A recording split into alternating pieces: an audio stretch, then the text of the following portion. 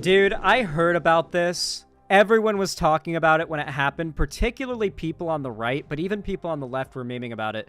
But I just wasn't, like, I just had so much on my plate at the time, and I wasn't streaming, that I didn't get the chance to cover it when it was happening. Like, when it was fresh off the press's news. But now, I mean, now we've had time for all this to kind of simmer down and for more info to come out. And frankly, there's really no better time to cover a story like this. I've actually stayed pretty blind on everything but the headline of this story. And I'm excited to finally get into it because it's possibly one of the funniest things I've ever seen. Insane that you ask Gaza as I'm saying it's one of the funniest things I've ever seen. No, not Gaza, obviously. From Time Magazine, what to know about Washington's scandal over sex in a Senate hearing room. Capitol Hill was rocked over the weekend by the circulation of an explicit video of two men apparently having sex in a congressional hearing room. The 8-second pornographic clip, first posted Friday evening by right-wing media website The Daily Caller, was reportedly leaked from a private group chat for gay men in politics.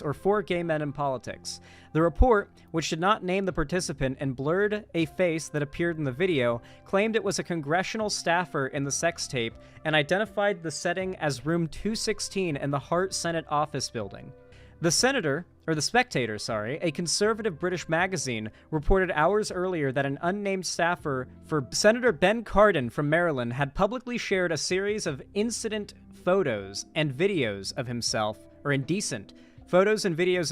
engaging in sex acts in the so-called hallowed halls of Congress. The description of one photo in particular bore resemblance to the video shared later by the Daily Caller. The news immediately gained traction in conservative media. While details remained scant, outlets including the New York Post and Washington Examiner identified the staffer as Aidan Mays Zeropsky, a legislative aide for Cardin. In a statement to Politico on Friday night, Cardin's office said Aidan Mays Zeropsky is no longer employed by the U.S. Senate. It added, we will no longer further comment on this personal matter. Cardin, who has spent nearly 4 decades in Congress, announced in May his plans to retire next year. Holy shit, is it like related? Mays, who is believed to be age 24 and has not responded to a request for comment from Time, posted on LinkedIn on Saturday, quote, "This has been a difficult time for me, as I have been attacked for who I love to pursue a political agenda. While some of my actions in the past have shown poor judgment, I love my job and would never disrespect my workplace. Any attempts to characterize my actions otherwise are fabricated, and I will be exploring what legal options are available to me in these matters." So, like, there's definitely, obviously the right is weaponizing this for, like, homophobia. They do that with literally anything they can do. Like, if something that they can frame as bad happens, and it's done by people they can frame as bad, and those people can be framed as associated with the left, then they will do this is how gay people are at fault for this supposedly bad thing for happening, right? But, like, regardless of whether or not, like, they're gay or straight, it is objectively pretty bad behavior to record a sex tape in a government building when your job is to work in the government, you know? Like, that'll get you fired from literally any job. And I don't know if that's necessarily a bad thing. Like, I don't think anybody got hurt or anything like that. But it feels like a pretty standard thing to follow through on like firing someone for having sex in their workplace. Like, that's not generally allowed no matter what. We impeached Clinton over this, right? Yeah, like, I don't remember the details for the Clinton thing, right? Was that, like, he was impeached for lying? Oh, I thought it had something to do with the getting a blowjob. Okay, my bad. I'm pretty sure it probably played a pretty significant part in his getting impeached, unless it happened after. But, like, much in the same way that when Trump got impeached multiple times, a lot of other things definitely played a part in the political will to do so, even if they weren't brought up as reasons to do the impeachment, right? People use the blowjob against him, though? Yeah, of course, just like people are using the sex tape against him. Like, I'm not doubting there's homophobia, but I do feel like that's a little bit of, like, you're kind of just bullshitting a little bit there when you say the only reason you're getting shit for this is because it was gay sex, when plenty of people would still be dunking on this if it was a straight sex tape, you know? But the fact that it was someone working for a Democrat senator definitely plays a big part into the political bias, for sure. This is, like, primarily done for a political agenda, but there are lots of people just who think it's funny, you know? Separately, Republican Representative Max Miller told the Daily Caller that Mays had accosted him earlier in the week, shouting "Free Palestine." Jesus Christ. While Miller was being interviewed by NBC, Mays denied that accusation. Yeah, so obviously Republican outlets are going to find any way whatsoever to, like, tie this into the left-wing boogeyman that the right is dreamt up of the week, right? Capitol Police have told the media that they're investigating what took place in the hearing room. Attorney Jonathan Turley, a Fox News legal analyst and George Washington University law professor, speculated on his personal blog that potential criminal charges could include trespass, indecent exposure, or misuse of public property. So there's also a potential for crime having been committed here.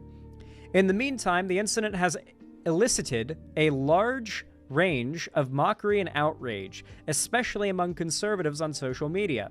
Recently ousted Congressman George Santos responded to Mays, or Mazie? I can't really tell. Mays or Mazie? Mazie's statement, posting on X, quote, "Having sex in the United States government building and filming it is the reason you got heat. You being gay and having gay sex, nobody gives a rat's ass."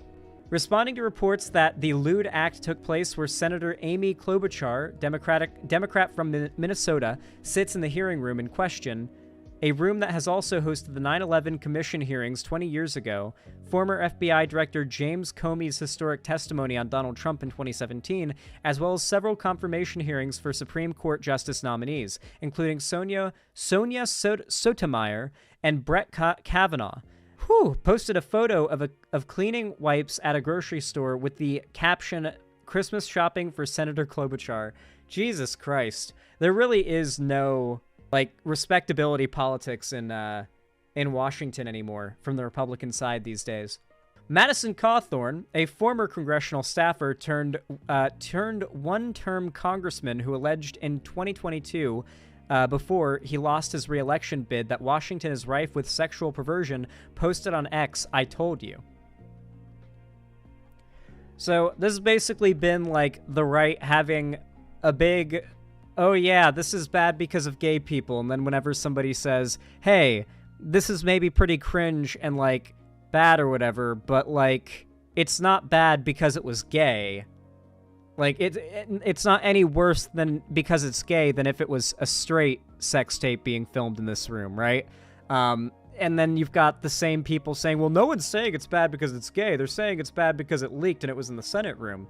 It's like, okay, but then all your followers are making fun of it for being gay. It's like, this really isn't the kind of thing that I feel like the left needed to engage with in the culture war, and I'm glad I didn't see much of it, to be honest, because it's just, like, an embarrassing thing that happened. Someone who is, like, marginally progressive did, and it is trying to be used by the right to reflect on all progressives in Washington, which is obviously a massive fallacy, but people on the right don't tend to think that logically. So an example like this happening once is all they need for them to believe there's some secret gay sex cabal happening in Washington. Which I've already started to see the conspiracy mongering along those lines, by the way. It's already started. Can't have sex in the Senate? Isn't this supposed to be a free country? Yeah, listen, I would love to show you the leaked video on stream. That's a joke, I wouldn't. That's revenge porn. But obviously I can't for numerous reasons. I don't even feel comfortable showing a censored image of the thing that leaked. If you guys really want to see it, I'm sure you can go out and find it yourselves. I haven't even seen the image, frankly. I think I've seen a censored version of it in a YouTube thumbnail, but besides that, yeah, I really don't know what else to say about this. It's just kind of a crazy thing that's happened. Only in the age of the internet, right? Like, this is a very, very age of the internet thing, you know? Sure, there were sex scandals and sex tapes and all that, and certainly even in Hollywood before this, but with the internet and just cell phones being able to take video of anything at any time and then immediately post them anywhere, anytime for eternal archiving on, like, the great web, it just leads to a lot more of this stuff all the time, way more often than it used to. And it's made politics so much more turbulent and also interesting, if I do say so myself.